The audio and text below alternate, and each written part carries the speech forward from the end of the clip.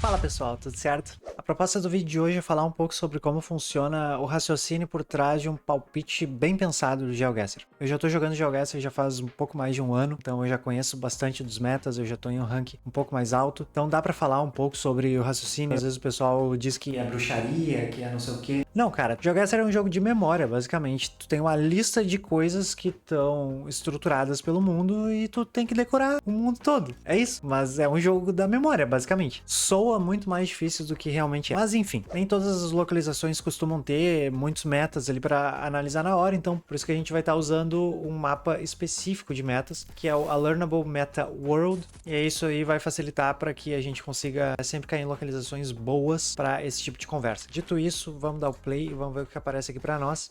Primeira coisa que vem na minha cabeça é esse pavimento vermelho de tijolinhos aqui. Isso aí me lembra Brasil. Com esse poste aqui eu tenho certeza que a gente tá no Brasil, um poste que tem essas divisórias aqui. Olhando em volta dá pra perceber que é bastante amazônico esse lugar, mas o fato desses tijolinhos vermelhos aqui estarem pavimentando essa rua me faz pensar no Acre. Então eu só vou jogar alguma coisa aqui perto de Rio Branco. E era ali mesmo. Essa localização aqui é bastante curiosa porque ela tem um clima bastante seco, como se fosse um outono. Então a gente tá em um lugar que tem alguma cobertura fria normalmente. Pra quem tá mais acostumado com o jogo, percebe que a câmera do Google tá um pouquinho mais rebaixada do que o normal, ela tá um pouquinho mais próxima do chão. Eu consigo perceber também esses snow poles, que eles chamam, são postes que servem pra medir nível de neve, ou quando tem muita neve, eles servem como refletores também. Então isso é bastante comum no Japão. Mas o que entrega a região do Japão mesmo são essas flechas aqui que ficam apontadas para as vias. Isso aqui é bastante comum na região de Hokkaido, essa ilha norte aqui do Japão. Então a gente pode colocar em algum lugar por aqui e vai garantir bastante ponto. Bom, inicialmente para entender o país que a gente está usando essa imagem aqui, a gente pode pensar nessa placa aqui que tem um suporte com a parte de baixo preta. Isso é bastante comum na Rússia e em alguns outros países ali, Cazaquistão, algumas coisas ali próximas, mas a gente consegue identificar que é a Rússia por conta desse spam de refletores nas curvas. Na Rússia tem muito disso. Então, basicamente, quando você vê vários refletores em uma curva ou em um cruzamento, você sabe que você está na Rússia. E a Rússia tem alguns modelos de refletores e esse modelo especificamente vai ser o modelo leste. Então a gente vai excluir basicamente metade da Rússia e por causa desse refletor aqui a gente consegue jogar em algo daqui para cá que a gente vai fazer bastante ponto. A primeira coisa que eu penso quando eu olho para esse lugar é que tá frio. Dá para perceber pelas árvores, elas estão bem acabadas, parece. Não tem muitas folhas, assim, elas não são muito gordinhas. Inicialmente eu pensei em alguma coisa que poderia ser aqui nessa latitude, Canadá ou algo aqui mais até esse pedaço da Rússia. Me parece que isso aqui é uma variação de Bétula, então é bastante provável que a gente está em algo nórdico. Mas o que entrega mesmo é aquela letra M ali. Ela é uma placa que é bastante comum na Suécia e na Noruega, mas com esse designzinho aqui, se eu não estou enganado, é Suécia. Eu não sei exatamente onde isso poderia ser. Aqui seria mais uma vibe desse lugar mesmo. Acho que não chega a ser tão norte. Vou jogar em algo mais para cá. Feito, tá ali. E finalizando a seed aqui, eu acho que mesmo o pessoal que não joga GeoGuessr mais ou menos consegue ter uma ideia de onde é que é isso aqui. Pensa, tem essas roelinhas aqui, esses becos, bastante normal nesse país.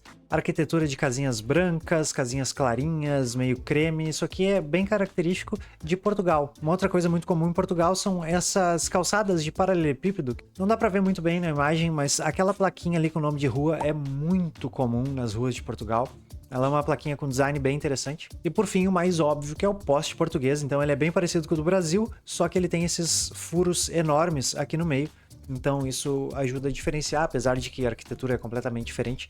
Como a gente está em uma ruelinha de uma cidadezinha, não sei aonde, é muito difícil de acertar aqui uma localização. Então acho que eu vou jogar aqui para o centro do país para fazer um head.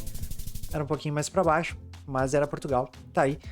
E conhecendo esses metas, a gente conseguiu aí uma pontuação de 22k, o que é realmente muito bom. Vamos acelerar mais uma aqui.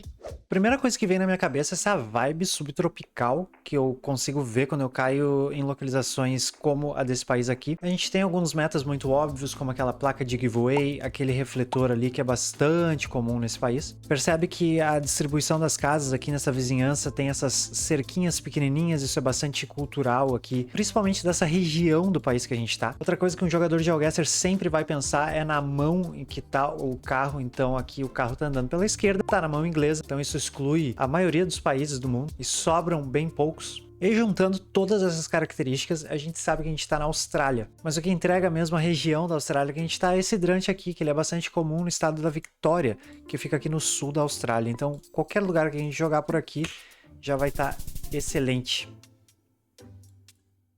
Esse aqui pra mim é um dos lugares mais bonitos do mundo. Imediatamente dá pra perceber que a gente tá na ilha de Taiwan. A gente vai ter essas duas linhas contínuas amarelas aqui na via com as brancas por fora. Os postes de Taiwan têm essa pintura aqui na parte de baixo, amarela e preta listrada. Esse carro que confirma pra nós que a gente tá na mão normal, não na mão inglesa, que é o caso de Taiwan, é mão normal. E a gente tem oceano para nordeste, então a gente consegue pensar em alguma região, talvez para cá, provavelmente. Poderia ser uma dessas cidades aqui.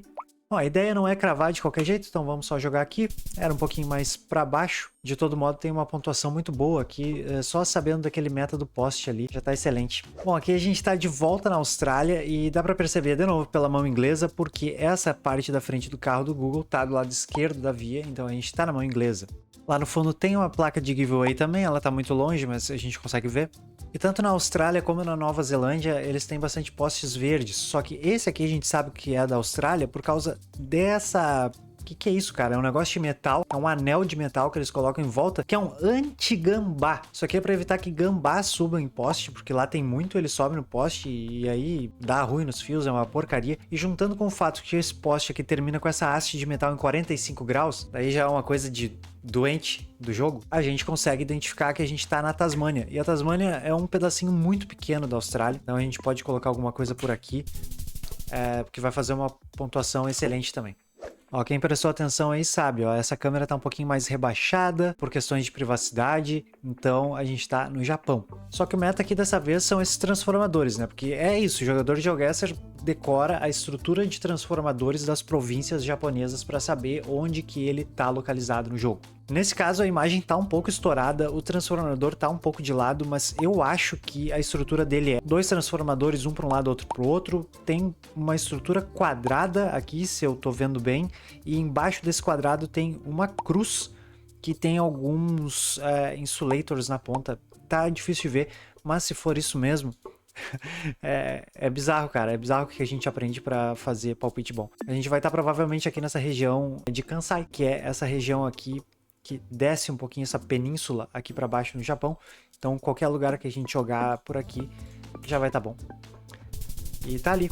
Era bem próximo mesmo. 22 quilômetros. Só porque o cara estudou a estrutura dos transformadores dos postes japoneses. É isso. É claro que não é só de coisa inútil que vive o jogador de GeoGuessr. A gente também aprende algumas coisas bastante interessantes aqui, como por exemplo, questões sobre vegetação, sobre plantas, e no caso dessa localização aqui, esse é o meta. Mas antes, vamos só prestar atenção em algumas outras características desse lugar aqui que podem ajudar. Primeiro, essas linhas externas aqui, sem nenhuma linha interna, não é tão comum, mas pode aparecer nesse lugar. Outro meta muito comum desse país aqui é o poste octagonal. Só pelo poste a gente já deveria saber que a gente está no México. E para a gente saber exatamente onde a gente está no México, é só olhar para esse tipo de cactus aqui, que a gente sabe que ele é bastante comum aqui nessa região central do México. São Luís Potosí, pode ter alguma coisa aqui para Guanajuato, Hidalgo, alguma coisa aqui. Então, se a gente fizer um palpite ali no meio desses estados, a gente com certeza vai fazer uma pontuação muito boa.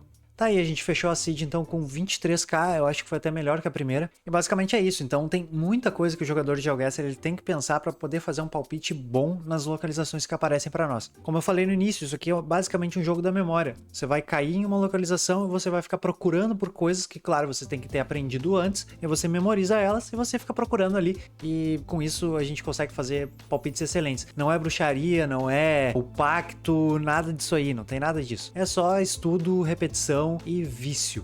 Mas por hoje é isso, espero que tenham gostado. Até a próxima!